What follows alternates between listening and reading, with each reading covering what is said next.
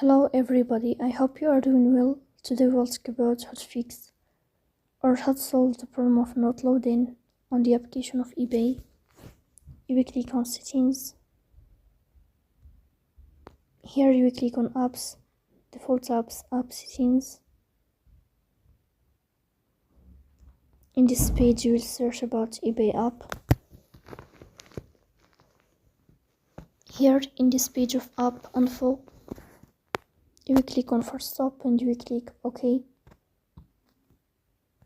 Here you will enter to storage. Then we click on clear cache. In the end you will turn off your phone and you will wait a moment to restart your phone again to fix that problem. So please don't forget to support us by like and subscribe. See you next time and thank you for your watching and your attention.